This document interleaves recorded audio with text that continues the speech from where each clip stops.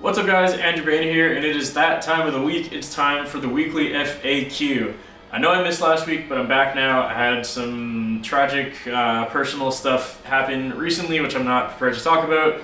But anyways, sorry about missing the one last week, but we're back at it again. From now on, it'll be weekly as it should be. So if you're somehow unfamiliar of what this video is going to be, it's going to be a video of me answering your guys' questions. I have picked the questions from my Discord server and from the comments on my last FAQ's YouTube video comments section thing.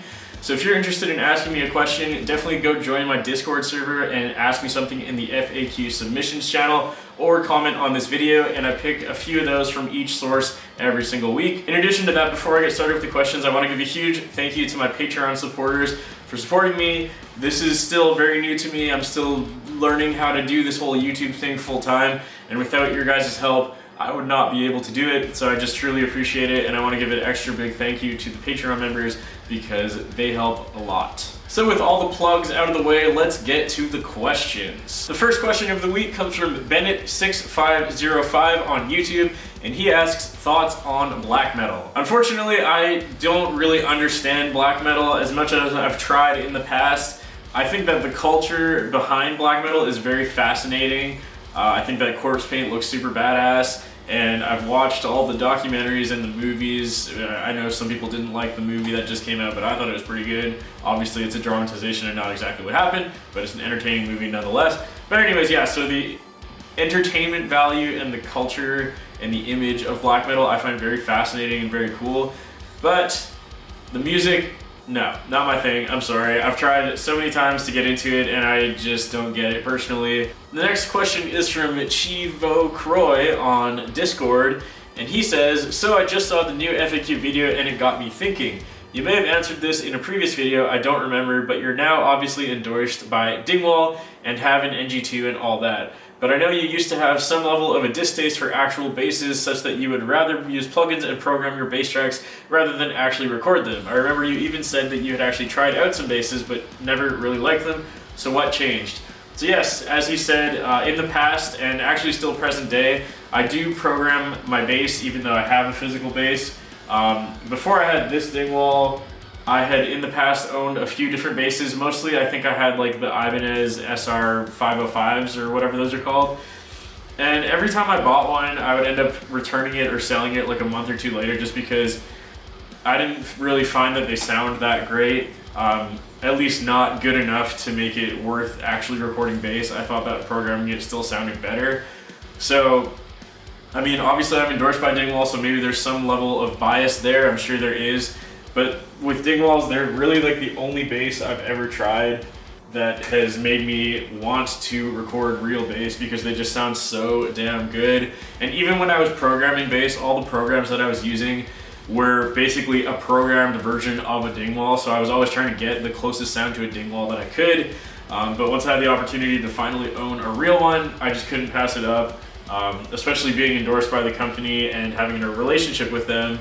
You know, like, why would I not take them up on that? And this bass is now what I use whenever possible. With that being said, I do still program bass sometimes.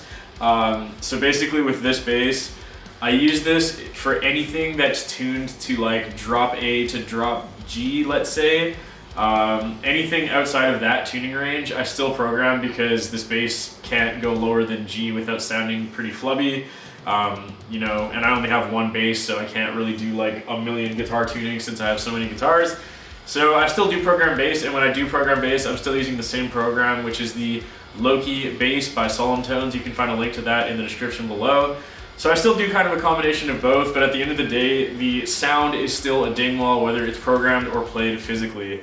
But yeah, basically, the moral of the story is Dingwalls are awesome and they sound really good, and that's why I use them. It's a pretty simple answer, I guess. The next question comes from Divad Fwalton on YouTube, and he asks, what profile of an amp do you use on your Kemper? So when I actually use my Kemper tones, what it's based off of is a EVH 5153 50 watt amplifier. That's a lot of fives in that name. Yeah, so the 5150 and more specifically the 5153 is my favorite real amp sound, so I've just always gravitated towards that sound. Whether I'm using a Helix or a Kemper or a plugin or whatever, I really like the 5150 sound, so that is what I profile when I actually use the Kemper. The next question comes from Tom Pendry on YouTube, and he asks, hey, recently found your channel and it is pretty effing awesome. Oh, well, thank you. Just wanted to know how you went about trying to learn songs when you started playing. I have a 7-string that I mess about on, but I didn't seem to be able to learn much of the stuff I listen to, such as After the Burial, Periphery, Whitechapel, and etc. Also, who needs leads when gent? Yes, who needs leads when gent? It's all about that rhythm. So as for your question regarding how I learn songs, I don't actually know any music theory. I almost never learn things by ear unless there is no guitar tab. So with that being said, how do I learn songs? I just look at guitar tabs. I know it's not that satisfying of an answer, but that's how I do it. For pretty much any cover I do, I just find a Guitar Pro or a guitar tab of the song, or I watch other people's covers of the song and I just watch what they're doing, and that's how I learn how to play. So pretty simple, just look up guitar tabs, and if there's not a guitar tab, I guess it's time to train your ear a little bit more. The next question comes from Discord by Not Andrew Not Baena. I don't know if I'm convinced about that, and he asks, thoughts on Music Man guitars? Music Man guitars are awesome. I have never owned an actual Music Man, but I've owned a couple of Sterlings. They're always pretty good. I've never ended up keeping a Sterling for very long, unfortunately, just because, I don't know, I have other guitars that I like more. But the actual Music Man guitars are awesome. I just have never shelled out money to get one because they're quite expensive, especially in Canada. I think they're usually like $3,000 to $4,000, and that is just not something that I particularly want to spend on those guitars. However, I think they're absolutely beautiful, and at some point in my life I would love to own a Music Man Majesty 7-string, especially in that Arctic Dream finish. That has been a guitar that I've wanted forever. They also have like the sparkly gold Majesty, and I think that looks amazing too. Basically any Majesty at some point in time, I would really like to own one. If the right deal pops up and I happen to have money, I will be all over that. The next question comes from Jaren on Discord, and they ask, out of all the music theory stuff you've learned, is there any specific thing you use more than anything else? Again, I'm sorry to burst your bubble and disappoint you, but I don't know any music theory. I don't even know like basic scales and basic chords. Some of you are gonna be like, yeah, no shit, it shows in your playing. Fair enough, you're right. I don't know what I'm doing technically. All I know how to do is read and write tabs, and that's what I do. The only other thing I know how to do, I guess, is to learn by ear. So I guess that's my most useful thing I've learned, but that really has nothing to do with music theory. That's more just like listening to a riff on repeat until I finally figure it out. Outside of music theory, I guess the only other thing that I found to be useful is like how to figure out the tuning of a song. Again, this is probably pretty obvious, but if you're ever stumped on what tuning a song is in, just listen to the song until you hear the lowest note in the song, and then find that low note on your guitar, and then just tune your guitar to that tuning. I don't know if that's useful at all, but that's what I do. So yeah, sorry to be disappointing, but again, I don't know anything about music theory or anything like that. The next question goes from Incestry.com on Discord, and they ask, how did you get your picking technique? Did you just start like that, or did it develop? It reminds me of Misha from Periphery's technique. Yes, let's talk about my weird picking technique. As most of you guys know, I have a very abnormal picking technique, which I've recently changed, but it apparently is still weird, so I guess I just can't win and I'm forever gonna have a weird picking hand. I had no idea why I did this until recently, and I'm actually gonna show you guys why I pick the way I pick, or why I used to pick the way I picked, I should say. It was a pretty funny revelation, but it comes from a little video game you might have heard of called Guitar Hero. So when I was in high school, I was obsessed with Guitar Hero. I'm sure most of you guys remember this game. It's the game where you had a little plastic controller like this, and if you notice, it's got a flap right there, and that's how you pick in the game, So when I was holding the flap when I was playing this, I held it with 3 fingers like this, and then that's how I also held my guitar pick. I just found this out recently because I played Guitar Hero for the first time in years, and while I was playing, I looked down at my hand and I was like, oh my god, no way. So that's the mystery of why I picked this way. You can blame it on Guitar Hero, sorry about that. The next question is another one from Discord, and this is from Chaos of, and they ask, hey Andrew Baena, do you find yourself using hardware, example Kemper or Axe Effects, or software, nameless NTS Suite these days, and why? So the answer to this question might make you cringe, but I basically have been using my Kemper as a glorified DI box, which sounds like the most privileged thing I've ever said in my life. But honestly, I've just been really liking the Neural DSP Fortin suites, either the Nameless Suite or the NTS Suite. And same with when I use bass, I'm using the Neural DSP Dark Glass plugin. So I've just been using VST plugins instead of my Kemper because I honestly like how they sound more. So pretty much any mix you've heard from me since like, I don't know, October or something like that of 2018 has probably been a VST plugin and not the Kemper. Basically, I just use the Kemper so that I can monitor myself, and when I'm playing guitar, I'm listening to my 5150 profile on my Kemper, but I'm actually just recording my DI, and then I reamp it with the Fortin plugins anyways, so maybe a disappointing answer, but I actually kind of have been liking plugins more than my Kemper recently.